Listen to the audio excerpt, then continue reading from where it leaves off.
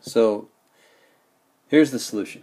F prime of x, first thing we need, is the first times the derivative of the second, and the derivative of the second is e to the 1 over x, times the derivative of 1 over x, and we'll write it as derivative of x to the negative 1.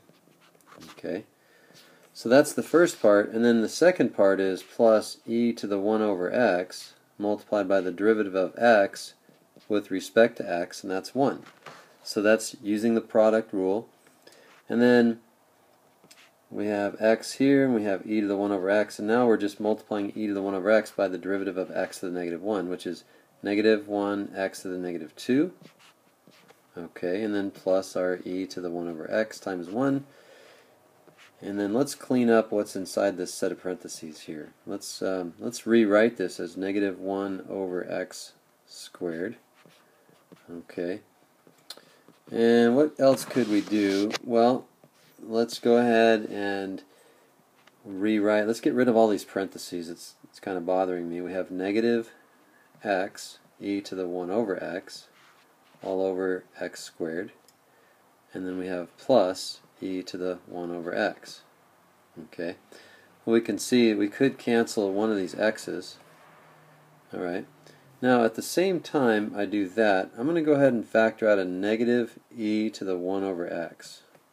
Okay, let's see what happens as a result of that. What happens here in the first term is we get 1 over x, and then the second term is not plus 1. You got to be careful with that. Minus 1, and I'm going to write that as minus x over x. Okay, so when we factor out a negative e to the 1 over x, we get 1. I know I'm going to have to get a common denominator here, so I'm going to write this as negative e to the 1 over x multiplied by 1 minus x all over x. So that's our first derivative. Okay, and then so if you don't mind, I'm going to erase all of this work here, so you'll still have it if you've written it down, but you know, instead of erasing, maybe I'll do this. I'll just advance to the next slide. I need to remember what we have here.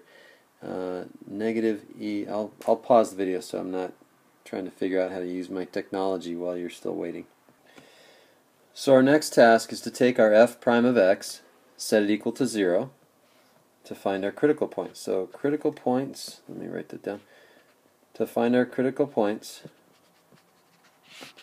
we first want to set f prime equal to 0. So f prime is equal to 0 when the numerator of the fraction is equal to 0. So some of you might be seeing this already, but if you look at what we're seeing here, f prime of x, if you remember exponential functions, what I just circled there, negative e to the 1 over x, is always going to be negative. E to any power has to be a positive number, and then with this minus sign in front, it's always going to be negative. Okay, so that's never going to be 0, in other words. The denominator of the fraction will never make a fraction equal to 0, so the only thing that we have here that could possibly make f prime equal 0 is when that part of the numerator, 1 minus x, is equal to 0. And so in other words, when x is equal to 1, the f prime, the numerator of f prime, is equal to 0, so the entire f prime is equal to 0. So that's our only critical point. So now we have to look at, well, when is f prime not existing? Okay, so f prime does not exist, and we see here in the exponent of this exponential part of the f prime, we see x here, and x can't be 0 there, and here x can't be 0 here. However, if you remember what I said, I think way back in the critical points video, is in order for f prime to not exist, in order for us to have a critical point, I should say, that point, that x value, has to be in the domain of the original function. Okay, so that's the key. It has to be in the domain. And take a look.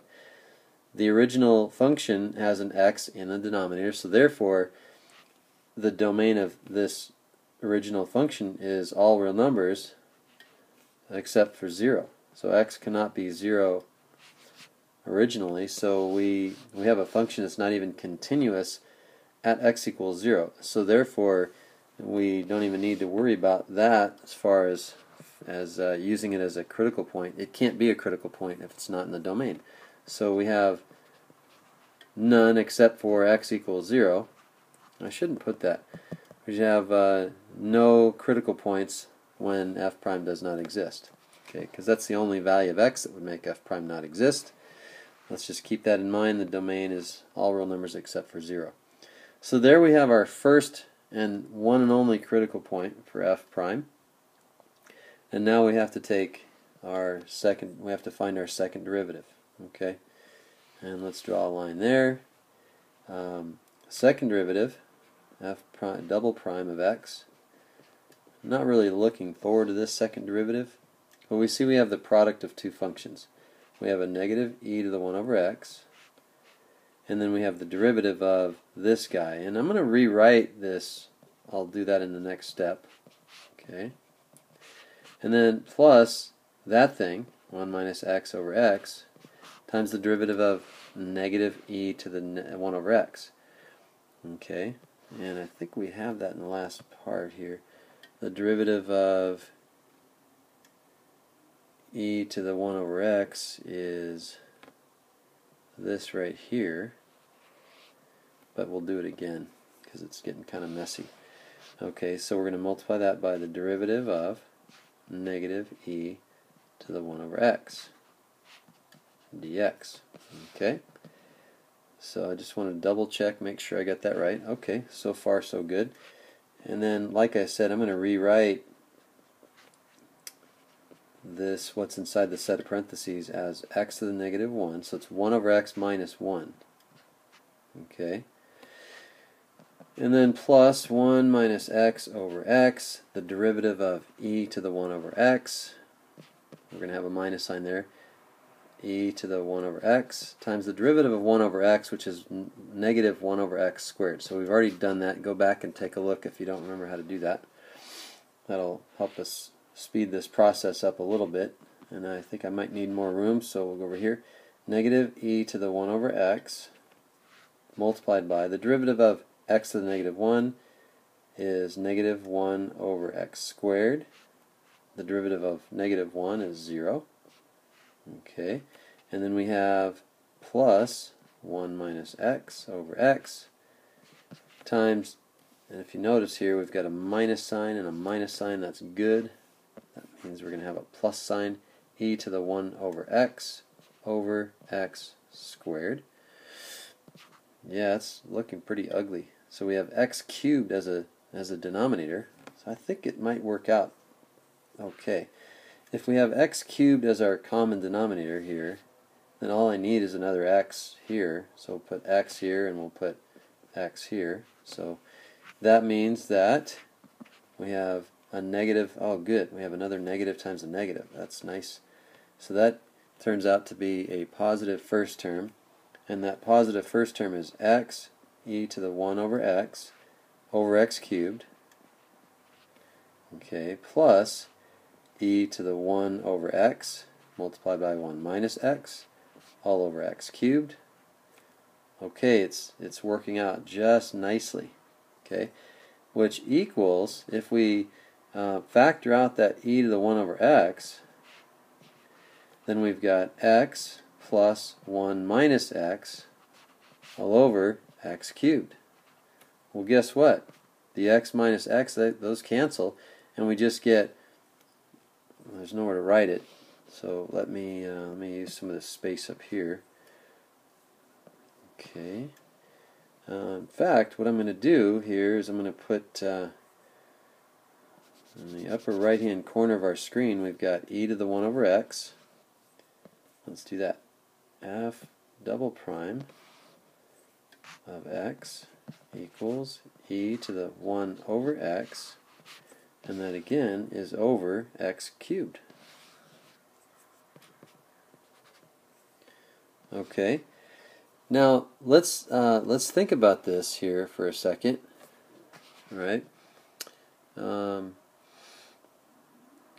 what are we thinking about here? We're thinking about any critical points to the f double prime, and f double prime The only critical point here would be if f double prime equals 0, never, okay, f double prime does not exist. Also, only when x is equal to 0, but again, guys, that x equals 0, that's our one x value that isn't even in the domain, so we also have a never right there. So we don't have any critical points to the graph of f double prime, or no f double prime critical points. Okay, and so again, I'm going to pause the video and summarize on the next page. So let's go ahead and use the first derivative test to determine whether f is increasing or decreasing by the sign of f prime.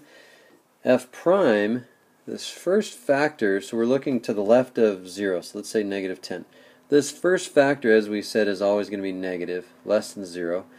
This other factor, if we take 1 and we subtract negative 10, this factor here is going to be positive. 1 minus negative 10 is positive, but this guy is going to be a negative. Okay, so we have positive times a negative in the numerator, and then a negative in the denominator, so therefore, over the interval from negative infinity to 0, f prime is positive, meaning f is increasing. Okay, and then between 0 and 1, let's take 1/2. Let's go back and, oh man, I gotta go back here like this. Like we have to completely analyze this guy. So we had right here positive, okay, and then this guy here, this first factor again is always going to be negative. Okay, the second factor between 0 and 1, 1 minus 1/2, that would be positive, and then 1 minus, or 1/2 down here, that's also positive. So we have a negative times a positive multiplied or divided by positive. So therefore, on that interval, it's going to be negative. So we have a negative times a positive times a negative divided by negative. So we have negative down there. Between 0 and 1, f prime is negative. And then between 1 and infinity, we have a negative multiplied by another negative divided by a positive. So therefore, on the interval from 1 to infinity, f prime is positive. So we could see, if we like that picture, f is increasing, then decreasing, then increasing, and keeping in mind also that when x equals 0, f does not exist. Okay, and then when x equals 1, f prime is equal to 0. So we have a horizontal tangent line, so we could see we have a minimum right here. We have a min. F of x has a minimum. Alright, and then you might be asking yourself, why are we putting 0 then on the number line for our first and second derivative tests if the function doesn't even exist there? Well, even if it doesn't exist, we have to still consider it one of those points that we put on our use as part of our first and second derivative tests, because something might change there and we just want to make sure we indicate what that something is. Okay, and then so it provides kind of a significant x value within the domain or within the graph of f, and so we have to look at it at least on either side of it. Okay, and in this example, the numerator for the second derivative test, the numerator is always going to be positive, and when x is negative, the denominator is negative. Okay, so we have a positive divided by a negative, therefore f double prime is negative there. That means f is concave down, and then to the right of 0, that's when x values are positive. We know that the denominator and numerator are both positive, so therefore f is concave up. Okay, and the significant x values would be really just 1 in terms of what the y value is when x is 1. So f of 1 is equal to 1 times, and what was the function, times e to the 1 over 1. So e to the 1 over 1, which means e, which is about 2.718. Okay, so that's what the value's function is. The function of the value is the value of the function. This is a long problem. The value of the function is when x is equal to 1. Okay, so we put 1 here. 2.718 is right about there. Come on now. Right about there. The function is decreasing, then increasing. Okay, and the function is also concave up, so we have concave up, decreasing, then increasing. I should probably put that in in the same colors that I used before. We used blue for concave up. Okay, we used purple for, we used blue for concave up. It's always concave up to the right of 0, so we have blue for concave up, and then we have purple for concave down, and this kind of comes up like this, and we're not really sure. It kind of comes in like this. It's always increasing, always concave down, no critical points, always increasing and always concave down till you get to x equals 0. So it's something like that. I mean, when x is 0, like if you think about the limit as x approaches 0, we don't really have that capability yet of doing that. So increasing and concave down, I mean, your guess is as good as mine, but something along those lines. But there you go, there's your function. If you can do that, you can do any of these.